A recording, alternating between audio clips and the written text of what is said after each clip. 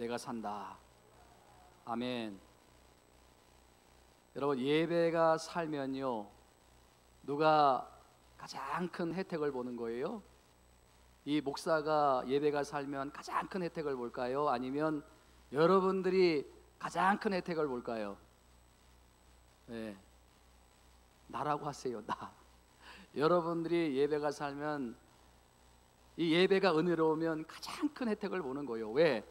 이 예배를 통해서, 말씀을 통해서 여러분들의 영혼이 살아나고, 여러분들이 영혼의 힘을 얻고, 여러분들이 약속의 말씀을 붙들고 기도하면 하나님께서 놀랍게 역사하시는 줄 믿습니다. 아멘. 그래서 여러분, 우리가 이 예배가 회복되고 예배가 살아나기 위해서 이 목사만 열심히 준비하는 것이 아니라 여러분들도 한 주 동안 말씀을 사모하며 예배를 사모하며, 하나님, 오늘 하나님 예배를 통해서, 말씀을 통해서 내가 은혜 받기를 원합니다. 그 말씀을 통해서 내가 힘을 얻기를 원합니다. 아멘. 이러한 간절함이 회복되어지기를 주님의 이름으로 축원을 드립니다.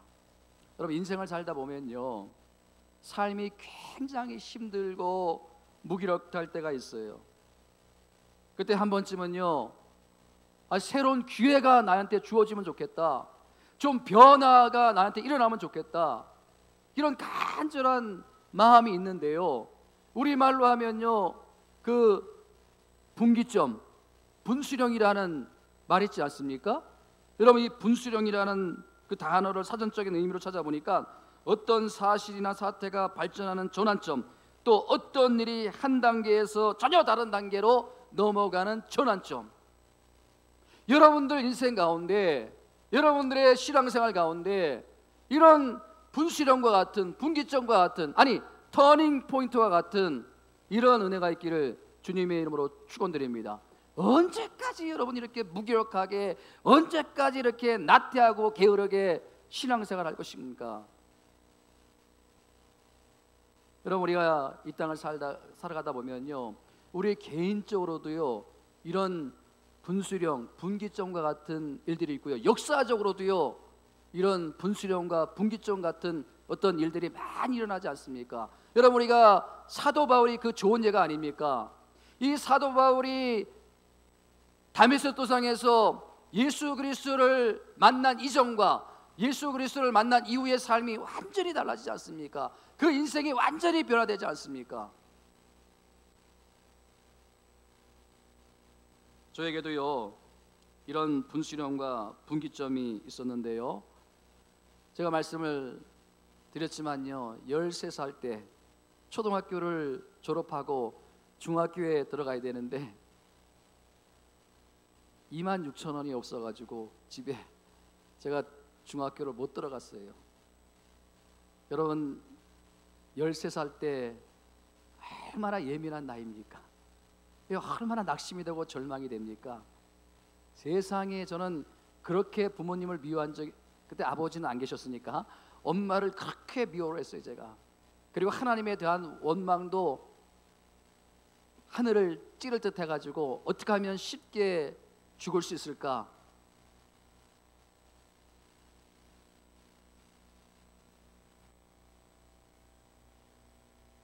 제 인생이 그렇게 끝날 수 있었는데요, 그때 저에게 분수령, 분기점이 온 거예요. 100일 작정 기도를 하자. 내 인생이 이렇게 끝날 수 없다, 이렇게 포기할 수 없다. 100일 동안 하나님께 매달려 죽기 살기로 한번 기도해보자. 그때요, 제가 얼마나 충격을 받았는지, 다른 친구들은 다 학교에 가는데 저만 혼자 집에서, 세상에. 그래가지고요, 제가 그때 마음에 병이 들었어요. 대인기피증이 오고요. 네? 제가 찾을 곳은 교회밖에 없었어요. 교회에 가서 100일 작정 기도 드리자. 죽기 살기로 매달려 보자. 100일 동안 기도하는 가운데 주님을 인격적으로 만납니다. 하나님의 살아계심, 주님의 살아계심이, 주님이 저와 함께 하심의 그 놀라운 자가 체험을 하고요, 또 성령이 들려주시는 그 뚜렷한 음성을 제가 듣게 되고요, 이게 여러분 제 인생의 분수령, 분기점이 된 거예요. 여러분, 제가 우리 교회 3월 1일부터 100일 작정 기도를 선포하고, 제가 그 중학교 때 100일 작정 기도를 드리고 그때 응답을 받고 지금까지 단 한 번도 제가 작정 기도를 100일 동안 드려본 적이 없어요. 근데 왜 제가 이 시점에서 100일 작정 기도를 결심하고 드리게 되었는가? 우리 낙원제 8교회 가운데 우리 성도님들 가정 가운데 이런 좀 놀라운 어떤 신앙적인 삶의 어떤 사업의 어떤 직장의 놀라운 분수령과 분기점이 좀 일어나면 좋겠다. 아멘.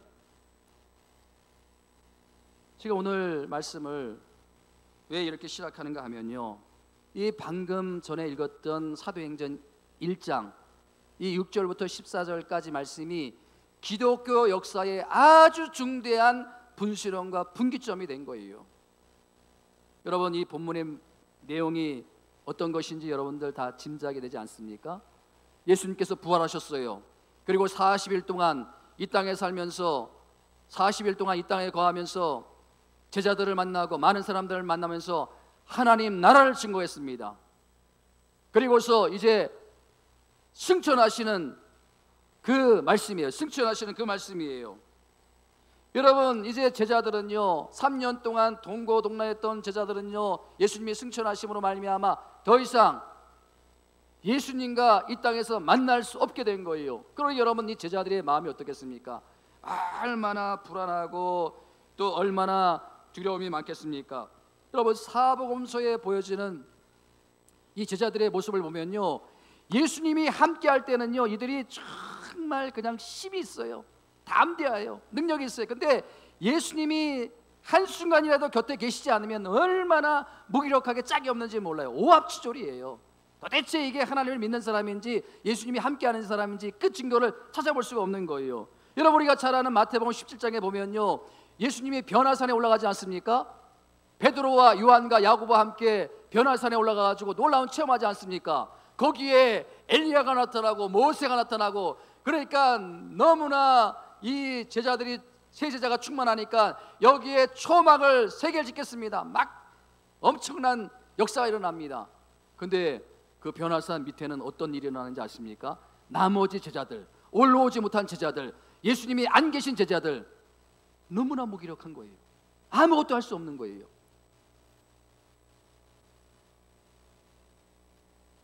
여러분, 마태복음 17장 15절 말씀 같이 한번 봅니다. 시작. 주여, 내 아들을 불쌍히 여기소서. 그가 간질로 심히 고생하여 자주 불에도 넘어지며 물에도 넘어지는지라. 그 다음 16절 시작. 내가 주의 제자들에게 데리고 왔으나 능히 고치지 못하여더이다. 얼마나 불쌍합니까? 그 아버지의 그 자식이 귀신이 들려가지고요, 말도 못하고 벙어리 되고 물에도 넘어지고 불에도 넘어지고, 그 답답한 상황 가운데 제자들 보고 기도해달라고 하니까 이 제자들이 아무것도 못하는 거예요. 저 산 위에서는요, 예수님과 함께하는 제자들은 놀라운 체험을 하는데 예수님이 안 계신 이 제자들은 아무것도 할 수 없는 그런 상황에서 예수님께서 지금 승천하십니다. 떠나가십니다. 제자들이 얼마나 두렵겠어요? 얼마나 불안하겠어요? 그런데 예수님께서 그 불안해하는 제자들에게 답을 주십니다. 대안을 주십니다. 그게 사도행전 1장 8절 말씀이에요. 같이 한번 읽어봅니다. 시작.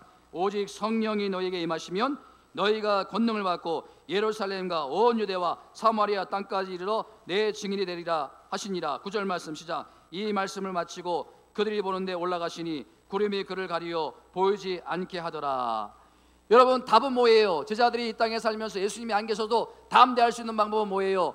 성령 받으라는 거예요. 성령 체험하라는 거예요. 성령이 함께 하심을 느끼고 살라는 거예요. 사랑하는 성도 여러분, 예수님은 우리와 함께 육신적으로 함께 하지 못하지만 예수님이 올라가심으로 성령께서 우리 마음에 계심을 믿습니다. 성령께서 우리와 함께 하심을 믿습니다. 아멘. 그렇기 때문에 우리는 담대한 거예요. 제자들에게 이게 답이에요. 여러분, 이 본문의 말씀이요, 이게 기독교 역사에서 왜 분수령, 분기점이 되는가? 이제 제자들 앞길에는 두 길이 열려 있는 거예요. 두 길이. 어떤 길입니까? 한 길은 예수님이 안 계심으로 말미암아 다시 과거로 돌아가서 아무것도 할 수 없는 초라한 영적인 암흑기를 맞이할 것이냐, 아니면 오늘 예수님께서 대안으로 주신 이 8절 말씀, 오직 성령이 너에게 임하시면 성령을 붙들고 다시 부흥을 하는 영적인 부흥을 맞이할 것이냐, 두 가지의 길이 놓여 있는 거 아니에요. 지금 우리의 신앙생활이 다 이런 거예요. 어떤 사람은요 너무 무기력해요. 하나님이, 전능하신 하나님이 함께 하시는데, 주님이 함께 하시는데 아무것도 할 수 없는, 예? 근데 어떤 사람들은요 성령이 함께 하심으로 말미암아 기도하고 하나님의 은혜 가운데 할 수 있다는 믿음으로 기도하고 담대하고. 여러분, 이 두 가지의 길에서 이 제자들이요 놀라운 위대한 결단을 합니다. 그 위대한 결단이 뭐냐? 오늘 본문의 말씀이 있어요. 오늘 본문의 말씀에 보면 제자들이 결단하고 어떤 일을 했는가 하면요, 자 14절 말씀, 14절 1장 14절 말씀 같이 한번 읽어봅니다. 시작. 여자들과 예수의 어머니 마리아와 예수의 아우들과 더불어 마음을 같이하여 뭐에 힘쓰니라? 마음을 같이하여 오로지 기도에 힘쓰니라. 이 표현이요, 예? 여러분, 이 표현이 기독교의 역사를 바꿔놓는 분수령 분기점이 되는 거예요. 마음을 같이하여 오로지 기도에 힘쓰니라. 이렇게 기도하는 제자들 때문에 이 땅에 교회가 세워진 거예요. 하나님의 교회가, 주님의 교회가 세워진 거예요. 여러분들이 이제 시간이 되면 사도행전을 한번 쭉 읽어보시면요, 이 사도행전에 초대교회가 세워지잖아요. 이 초대교회에 많은 위기가 옵니다. 교회도 위기가 오고요, 개인의 삶도 위기가 오고요. 위기가 오는데 그 위기를 어떻게 넘기는가? 바로 이 정신이에요. 마음을 갖춰요 오로지 기도에 힘쓰니라. 그리고서 이 길을 넘겨요. 또 위기가 찾아와요, 문제가 와요. 그럼 오로지 기도에 힘쓰니라. 기도하고 이 길을 넘기고, 기도하고 이 길을 넘기고. 이게 사도행전 전체의 내용이에요. 전체의 내용이에요. 따라합니다. 우리가 기도하면, 우리가 기도가 달라지면, 우리의 기도가 달라지면 성령의 역사가 일어난다. 우리의 기도가 달라지면요, 예? 제자들의 기도가 달라지니까 놀라운 역사가 일어나지 않습니까? 여러분, 이 초대교회 그 사도행전에 보면요 많은 일들이 일어나요. 여러분, 그 문제가 있을 때마다 어떻게 하는지 6장, 사도행전 6장 4절 말씀 같이 한번 읽어봅니다. 시작. 우리는 오로지 기도하는 일과 말씀 사역에 힘쓰니라. 거기에 보면요 예루살렘 교회에 문제가 생겼어요. 막 서로 싸우기 시작합니다. 왜 헬라파 사람들만 구제하느냐, 왜 히브리파 사람만 구제하느냐. 교회 안에 싸움이 일어나는 거예요. 예? 그 싸움을 어떻게 해결하느냐? 오로지 기도에 힘쓰니라. 방법이 없어요. 그리고 또 사도행전 4장 31절 말씀 시작. 빌기를 다음에 모인 것이 진동하더니 무리가 다 성령 충만하여 다음대에 하나님의 말씀을 전하니라. 엄청난 핍박이 와가지고요 이 베드로와 또 요한이 감옥에 갇히게 됩니다. 그러니까 얼마나 두려운 상황이에요. 그런데 나머지 사람들은 빌기를 다음에 오로지 기도에 힘쓰니라. 그러고서 말씀을 담대하게 전하는 거예요. 문제가 생길 때마다 어떻게 했다고요? 마음을 갖춰요 오로지 기도에 힘쓰. 이게 사도행전 전체의 내용이고요, 초대교회의 모습이에요. 여러분, 우리가 이렇게 우리의 기도가 달라지면 성령의 역사가 일어나고요, 응답의 역사가 일어나고요, 놀라운 회복의 역사가 일어날 줄 믿습니다. 자, 그렇다면 여러분, 이런 질문이 가능하지 않습니까? 도대체 기도가 뭐길래 그렇게 중요한 분수령 분기점을 맞이하는 도구가 되었는가? 기도가 뭔가? 여러분, 이 기도는요 변화의 능력, 변화의 힘을 가져다주는 하나님의 도구입니다. 아멘. 변화의 능력. 여러분들 변화되고 싶지요? 여러분들 변화의 힘을 체험하고 싶지요? 여러분들 응답받고 싶지요? 바로 이 기도가 그 하나님이 우리에게 주신 도구라는 거예요. 여러분, 우리가 기도를 자꾸 어떤 외부의 환경만 바꾸려고 하는데 기도의 가장 중요한 핵심은요 그게 아니에요. 기도는요, 기도함으로 말미암아 1차적으로는요 내가 변하는 거예요. 예를 들어 볼까요? 여러분, 우리가 이상한 남편을 만나가지고 기도하잖아요. 하나님, 내 남편 좀 제발 바꿔주시옵소서. 제발 바꿔주시옵소서. 기도하면 남편이 바뀌던가요? 잘 안 바뀌어요. 기도해서 바뀐다면 얼마나 좋겠어요. 안 바뀌어요. 왜 그런가 하면요, 이상한 남편 만나가지고 지질이 고생하면서 그냥 밤낮 눈물로 기도하고 오랫동안 기도하는 가운데 결국은 누가 바뀌는 겁니까? 남편은 바뀌지 않는데 오랫동안 기도하는 가운데 누가 바뀌어요? 내가 바뀌는 거예요. 내가 바뀌어가지고요, 나중에는요 그 이상한 남편을 다 받아줘요. 어떤 말을 해도 어떤 짓을 해도 다 품을 수 없는 넓은 마음으로 내가 바뀌어요. 이상해요. 예전에는요 참을 수 없었는데, 예전에는 당장 이혼하고 싶었는데, 세상에 기도하다 보니까 내가 바뀌어가지고요 남편이 어떤 짓을 해도 다 받아들이는 거예요. 다 용서하는 거예요. 전에 있던 교회 어느 권사님 남편, 저는요 그런 남편하고 살라고 하면요 못 살아요. 얼마나 인상도 그냥 우락부락하고요, 얼마나 성질이 못됐는지요. 세상에 그 권사님이 교회 와서 예배를 드리면요 교회 바깥에서 막 고래고래 소리를 지르고요, 세상에 또 목사님이 왜 내 남편 내 부인 꼬셔가지고 막 그러면서 그 세상에 그런, 근데요 그 권사님은요 다 받아요. 다 품어요. 오랫동안 기도하는 가운데 자기가 변화된 거예요. 에? 여러분, 기도는요 외부의 어떤 조건을 바꿔놓는 도구도 되지만, 기도는 결국 내가 변화되는 거예요. 내가 새롭게 되는 거예요. 아멘. 내가 충만하게 되는 거예요. 여러분, 이 100일 작전 기도는요 어쩌면 이 목사에 대한 기도인 거예요. 기도하면서 제가 회복되길 원하는 거예요. 기도하면서 제가 충만하길 원하는 거예요. 먼저 제가 기도의 응답을 체험하길 원하는 거예요. 기도하면서 제가 먼저 변화되는 거예요. 여러분, 필립 안시는요 기도라는 책에 보면 이런 좋은 내용의 글이 있는데 이게 제 마음에 울림이 되는 거예요. 따라합니다. 신앙은 기도하는 것만큼 잘하고 인격도 기도하는 것만큼 잘한다. 변한다. 신앙은요 기도하는 것만큼 잘하고요, 또 인격도요 기도하는 것만큼 변하는 거예요. 여러분, 목사 안수 받는다고요 여러분 다 인격이 변화되던가요?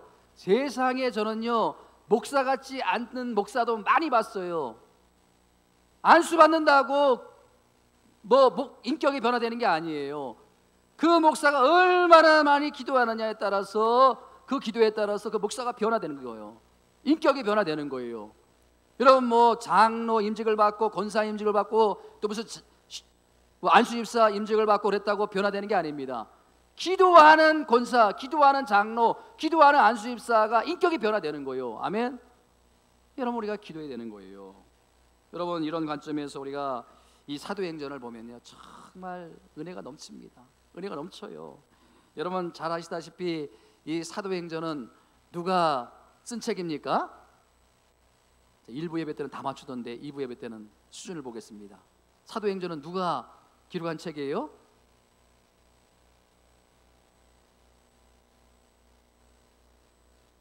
그 2부 예배는 따로 이제 성경 공부를 해야 되겠어요. 사도행전은요 누가가 기록한 책이에요. 누가. 따라합니다. 누가가 기록했다. 참 흥미로운 것은요 이 누가는요 예수님의 제자가 아닙니다. 예수님의 제자가 아닌 정도가 아니라, 이 누가라는 사람은요 살아생전에 예수님을 한 번도 만난 적이 없어요. 더 놀라운 사실은요 이 누가는요 유대인도 아니에요. 이방인이에요. 요즘 말하면요 이 누가는요 초신자에 불과한 사람이에요. 초신자. 그래서 이 누가라는 사람은요 어떻게 신앙생활을 하게 됐냐면, 사도 바울이 선교 여행을 떠나지 않습니까? 그래서 이 사도 바울의 주치의로 따라갔던 사람이 바로 누가예요. 근데 여러분 보세요. 이 초신자 누가가 사도 바울을 따라다니면서 이 초대교회의 놀라운 역사를 체험하는 거예요. 가만히 보니까요 사도 바울이 가서 복음을 전하면요 사람이 막 변화돼요. 가정이 막 뒤집어져요. 인격이 변화돼요. 그리고 병든 자들이 치료가 되는 거예요. 이게 누가가 막 놀라는 거예요. 누가가 신기한 거예요. 도대체 이 원인이 뭐냐? 누가가 의사가 아닙니까? 얼마나 분석력이 뛰어나겠어요? 도대체 이게 무슨 일인가? 어떻게 이런 일이 일어나는가? 분석을 해보서 발견하니까 그 이유가 뭐예요? 그 이유가 뭐예요? 기도라는 거, 기도.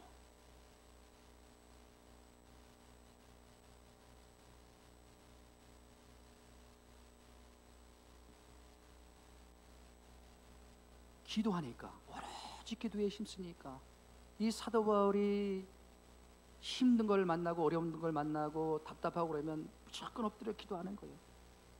또 무조건 안수 기도하고요. 그러니까 그 기도 가운데 놀라운 역사가 일어나요. 이 누가가 놀란 거예요.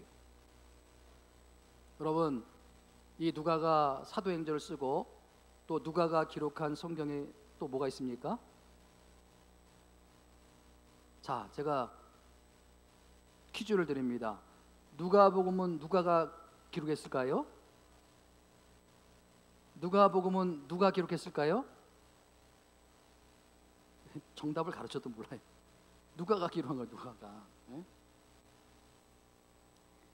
여러분, 이 누가복음을 보면요, 참 특이한 게 뭐냐면요, 이 누가복음은요, 다른 복음서는 달리 예수님의 기도 생활을 중점적으로 다루고 있어요. 예수님의 기도 생활. 네? 그러니까 예수님의 그 기도하는 모습이 가장 많이 나온 것이 바로 누가복음이에요. 그러니까 누가복음의 특징은요, 예수님의 기도하는 모습, 그럼에도 불구하고 제자들은 전혀 기도하지 않는 모습, 이거를 계속해서 대비시킵니다. 예수님은 기도하시는데 제자들은 기도하지 않아요. 그것을 계속해서 누가복음에서 기록하고 있는데, 이 사도행전에 오면요, 제자들에게 분수령 분기점을 맞이하는데 오늘 본문의 말씀이 바로 그 말씀이었어요. 14절 말씀이 바로 그 말씀이 아닙니까? 자, 14절 말씀해 보세요. 뭐라고 기록되고 있습니까? 더불어 마음을 같이하여 오로지 기도에 힘쓰니라. 마음을 같이하여 기도에 힘쓰니라. 비로소 제자들이 마음을 같이하여 기도에 힘쓰니라. 사랑하는 성도 여러분, 이 기도는요, 목사만 열심히 기도하는 것도 중요하지만 목사의 기도만으로는 안 되고 우리가 함께 기도하자 하면요, 모든 성도님들이 마음을 같이하여 오로지 기도에 힘쓰니라. 그런 기도 가운데 바로 성령의 역사가 일어나고 변화의 역사가 일어나고 기적의 역사가 일어나는 줄 믿습니다. 여러분 보세요. 사도행전 말씀의 3장에 보면요, 그 나면서부터 안진뱅이 돼가지고 빌어먹는 그 사람, 성전 미문에 있는데 베드로가 응가 그는 내게 없거니와 나사렛 예수 그리스도의 이름으로 일어나 걸으라 했을 때 기적이 일어났는데, 그 베드로가 기도하러 가다가 그 일을 벌인 거 아닙니까? 그런 일이 일어난 거 아닙니까? 제9시에 성전으로 베드로가 기도하러 올라가다가 그 안진뱅이를 만난 거예요. 여러분, 지금 이때는요, 우리가 마음을 갖춰요 오로지 기도에 힘쓴 때인 줄 믿습니다. 여러분, 우리가 이 저만 기도에 관심을 갖는 것이 아니라 우리가 모두가 함께 이제 기도에 관심을 갖는 건데, 이 기도가 우리의 능력의 도구가 되기 위해서 제가 두 가지를 말씀드리려고 합니다. 이 기도가 여러분들의 능력의 도구가 되기 위해서 어떻게 되는가? 아니 왜 목사만 기도하면 응답이 되고, 아니 왜 목사만 기도하면 치료가 되고, 아니 왜 목사만 기도하면 놀라운 역사가 일어나는가? 아니에요. 여러분들에게도 동일한 기도의 능력과 기도의 은혜를 다 주신 거예요. 여러분들도 얼마든지 그 기도의 그것을 나의 능력의 도구로 사용할 수 있는 거예요. 제가 두 가지 말씀드립니다. 첫 번째, 이 기도가 우리의 능력의 도구가 되기 위해서는 첫 번째 뭐냐면요, 인격체 되시는 하나님을 인정해 드리는 행위로서의 기도. 왜? 인격체 되시는 하나님을 인정해 드리는 기도. 자, 하나님은요 살아계신 하나님인 줄 믿습니다. 살아계시다는 것은 인격을 가지신 하나님이라는 거예요. 근데 우리는 하나님을 어떻게 취급합니까? 죽은 하나님으로 취급하는 거예요. 없는 하나님으로 취급을 하는 거 아닙니까? 여러분, 수능 시험을 보게 되면요, 이 기도가 기독교의 전유문이 아니라는 것을 깨닫게 돼요. 모든 종교가 다 기도예요. 그 자녀가 수능장에 가서 막 시험을 보면요, 그 문 밖에서 철문을 붙들고 기도하는 분들 저는 다 기독교인인 줄 알았어요. 나중에 알고 보니까요, 뭐 불교 신자도 있고 천주교 신자도 있고 다양한 신자들이 있는 거예요. 여러분, 기도로 따지면요, 이 불교는요 우리가 따라갈 수가 없는 거예요. 여러분, 불교가 기도를 얼마나 그 형식을 갖춰서 드립니까? 막 엎드려 있다가 무릎을 꿇었다가 또 엎드렸다가 일어났다가 뭐 이렇게 기도하고요. 또 이슬람교는요 하루에 5번씩이요 정해진 시간에 기도하고요. 또 어떤 사람은요 나무를 붙들고 나무를 보고 기도하고, 어떤 사람은 물을 떠놓고 기도하고, 어떤 사람은 달을 보고 기도하고. 근데 여러분 보세요, 그 모든 기도가 다 주시옵소서예요. 주시옵소서. 그러니까요 어떤 자기가 믿는 신에 대한 인격적인 교제가 없어요. 여러분, 달을 보고 대화하는 사람 봤어요? 아니 물을 떠놓고 대화하는 사람 봤어요? 아무도 없어요. 여러분, 나무를 붙들고 대화하는 사람 봤어요? 교제하는 사람 봤어요? 인격이 없기 때문에 그런 거 아닙니까? 그러나 우리가 하나님께는 인격적인 기도를 들을 수 있는 거 아닙니까? 인격을 가지신 하나님이니까 대화하면서 교제하는 거 아닙니까? 여러분, 우리가 하나님 앞에 많은 죄를 짓는데, 뭐 거짓말하는 죄, 또 남을 비방하는 죄, 또 도적질하는 죄. 그런데 하나님 보시기에 가장 큰 죄가 뭔지 아세요? 하나님이 가장 크게 여기시는 죄가 뭔지 아세요? 예? 하나님을 피조물인 나무 취급하고, 하나님을 피조물인 달 취급하고, 하나님을 죽은 신으로 취급을 하고, 하나님을 인격적으로 대우하지 않고, 이걸 하나님께서 가장 무서운 죄, 가장 아주 나쁜 것으로 본다는 거예요. 여러분, 이스라엘 백성들이 하나님의 진노를 받잖아요. 그때가 언제인지 아십니까? 하나님을 금송아지로 만드는 거예요. 예? 이걸 하나님께서 가장 무섭게 벌하셨어요. 여러분, 하나님은 살아계시고 인격을 가지신 분이에요. 그렇게 대우해야 되는 거예요. 예? 제가 설교를 준비하면서 이런저런 책을 보다가 기도와 사랑에 빠져라, 그 책을 보았는데요, 그 책을 펼쳐보니까 부제가 이렇게 되어 있습니다. 어떤 부제가 되어 있냐면, 기도와 사랑에 빠져라, 그러면 하나님과 사랑에 빠진다. 여러분, 우리가 인격적으로 교제를 하면요 그 사람과 사랑에 빠져요. 남녀 간의 사랑도 마찬가지 아닙니까? 그 사람을 인격적으로 대우하고 대화를 나누다 보면 그 사람과 사랑에 빠져, 어느 순간에 사랑에 빠지는 거예요. 기도도 마찬가지예요. 여러분, 우리가 깊은 기도 가운데 들어가면요 하나님의 사랑. 그리고 리차드 포스트는 이런 말을 했어요. 참된 기도는 말에서 나오는 것이 아니라 사랑에 빠질 때 나온다. 참된 기도, 정말 우리가 하나님께 간절한 기도는요 하나님을 사랑하고 그 하나님과 사랑에 깊이 빠질 때 그런 참된 기도가 나온다는 거예요. 남녀 간의 사랑도 마찬가지가 아닙니까? 사랑하면 깊은 대화에 들어가는 거 아닙니까? 사랑하지 않는데 무슨 대화를 나눕니까? 사랑해야 깊은 대화를 나눌 수 있는 거 아닙니까? 따라합니다. 기도는 하나님과의 관계다. 여러분들이 저에게 목사님은 언제 가장 행복한 시간이고 가장 행복한 순간이냐 그렇게 묻는다면, 당연히 여러분, 제가 이 설교하는 시간에 가장 행복하고 가장 기쁘고 가장 영광스럽지만 이것보다 저에게 더 행복한 시간, 더 활력을 주는 시간을 말하라고 한다면 저는 새벽 기도 시간이에요. 새벽 기도 시간. 이 새벽 예배가, 새벽 기도가 육신적으로 너무 힘들어요. 그러나 영적으로는 가장 충만해요. 가장 충만해요. 예?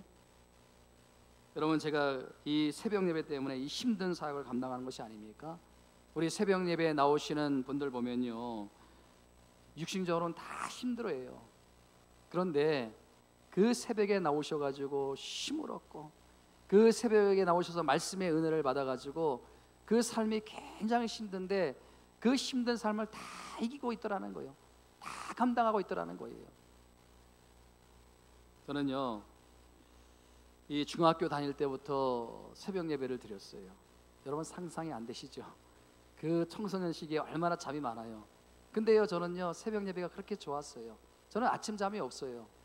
뭐 저희 집 식구들이 다 하는 거지만 저는 아침잠, 새벽잠이 없어요. 그래서 새벽에 일어나 가지고요 막 돌아다니고 막 기도도 하고요 뭐 그러는데, 중학교 때부터 새벽을 드리는데 새벽 예배가 그렇게 좋아요. 뭐 고등학교 때는 제가 외지에 나가서 공부를 했기 때문에 새벽 예배를 드릴 수 없어 가지고 이제 학교에 일찍 가 가지고 기도하고 공부를 하고 그랬는데, 신학교에 들어가서는요 그렇게 새벽에 일어나 가지고 채플실에 가 가지고 그 하나님과 만나는, 조용한 하나님과 독대하는 시간이 그렇게 좋은 거예요. 예? 새벽 예배가 그렇게, 새벽 기도가 은혜로울 수가 없어요. 그렇게 신학교 시절에 힘든데, 그렇게 어려운데, 제가 지금 목사 안수 받고 20년이 넘었어요. 여러분, 이 새벽 예배 20년 동안 새벽 예배 드리는 게 굉장히 힘들어요. 어떨 때는요 장례가 나면요 저 지방에 갔다 오면요 새벽 2시, 3시에 올 때가 있어요. 다른 성도님들은 다 새벽 예배 안 나와도요 이 목사는 새벽 예배 인도해야 되기 때문에 가야 되는 거예요. 2시간 자고, 한두 시간 자고 새벽 예배 인도하러 가요. 얼마나 피곤하겠어요. 그럼에도 불구하고 가서 새벽 예배 인도하고 새벽 기도를 드리면 하나님께서 놀라운 육신의 힘을 주시고요, 회복을 주시고요, 하나님이 만져주시고요. 그래서 제가 회복되는 거 아닙니까? 어떨 때는요 너무 피곤하면요 그냥 하나님 부르다가 잠이 들 때도 있어요. 잠들 때에도 하나님께서 오셔가지고 저를 만져주시고 회복시켜 주십니다. 이게 여러분 기도하는 자에게 주신 하나님의 은혜인 줄 믿습니다. 저는요 제 삶에 뭐 행복한 것은 또 뭐냐면요, 저는 눈을 뜨고 기도해요. 여러분들 뭐 기도는 눈을 감고 하는 것만 생각하는데, 기도는요 눈 뜨고 해도 되는 거예요. 뭐 성경에 눈 감고 기도하는 거 있어요? 없잖아요. 눈 뜨고 기도해도 되는 거예요. 그냥 운전하면서도 기도하고요, 또 운동하면서도 기도하고요, 때로는요 너무 답답하고 힘들 때는요 화장실에 앉아서 볼일 보면서도 기도해요. 뭐 나오든지 안 나오든지 이거 신경 안 써요. 때가 되면 지가 나오겠지 그러면서 저는 열심히 막 찬양 부르면서 기도해요. 안 믿어주시는 눈치인데 그래요.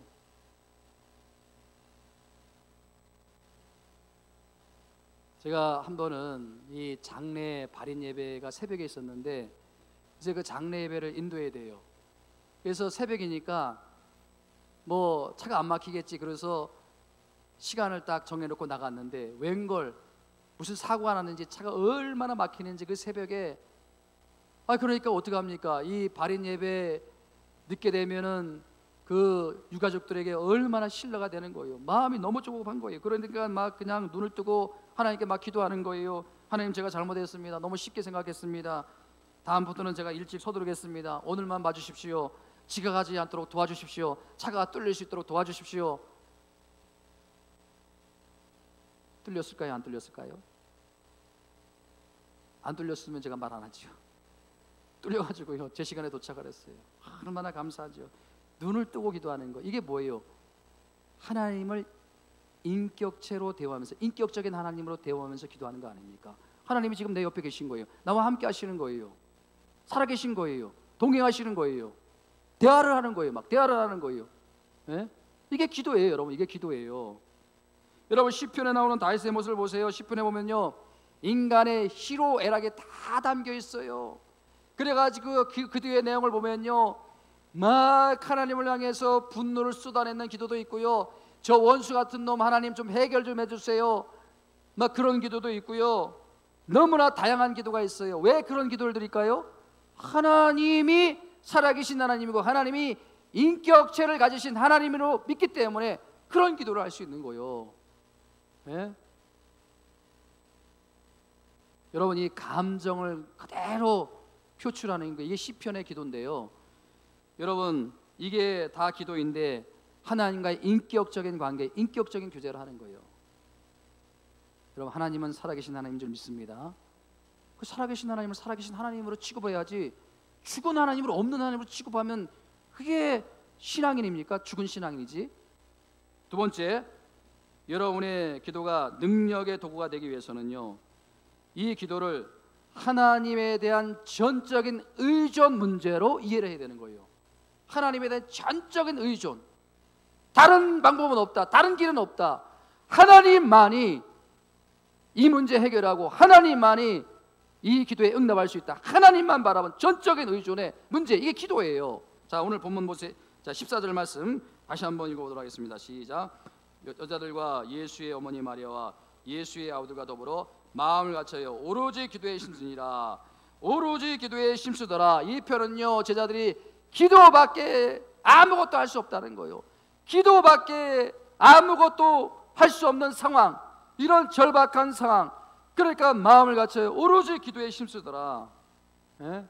여러분, 기도는요 오로지 기도에 힘쓸 수밖에 없도록 전적으로 하나님만 의지할 수밖에 없는 상황을 이해하는 사람만이 드릴 수 있는 기도, 이게 여러분 오늘 본문에서 말하고 있는 기도.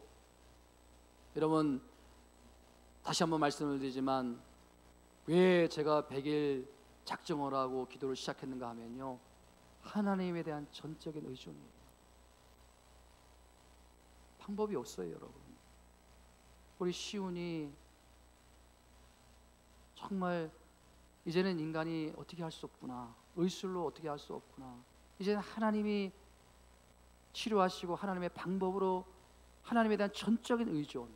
이가영 자매도 마찬가지고 우리 사랑하는 성도님들 가정의 여러 가지 일들, 또 육신의 질병, 우리 인간이 어떻게 할 수 없기 때문에, 의술이 어떻게 할 수, 사람에게 방법이 없기 때문에 하나님에 대한 전적인 의존, 이게 100일 기도를 드리게 된 시작이에요. 여러분, 우리나라 기독교가 처음 들어왔을 때요, 술, 담배를 금지시켰잖아요. 여러분, 성경에 술, 담배를 먹지 말라는 말씀이 있어요, 없어요? 있어요, 없어요? 없지요. 그냥 이 술, 담배는요, 우리 이 땅에 교회가 처음 세워질 때 선교사님들과 또 우리 목회자들이 어떻게 보면 합의를 한 거예요. 우리 목회자들은 술을 금지해야 되고 또 담배도 피우면 안 되고, 이게 어떻게 보면 마약 같은 성분이 있기 때문에.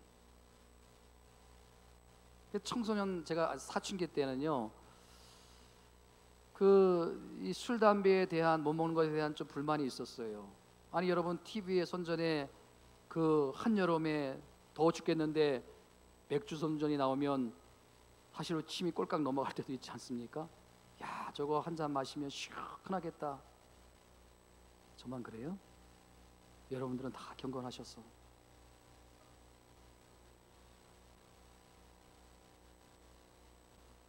여러분, 이 설교가요 정말 힘들게 설교해요. 저는 목회가 힘들지만 이 설교가 너무 힘들 때, 어떨 때는 막 은혜가 될 때는요, 설교가 막 술술 풀려요. 막 그냥 컴퓨터 치면요, 어느 순간에 막 30분과 1시간이면요 설교 한 편이 완성될 수 있지만요, 어떨 때는 막 막혀요. 그러면요 그냥 너무 힘들어요. 한 문장 가지고요 1시간, 2시간 씨름할 때도 있고요, 막 너무 답답해요.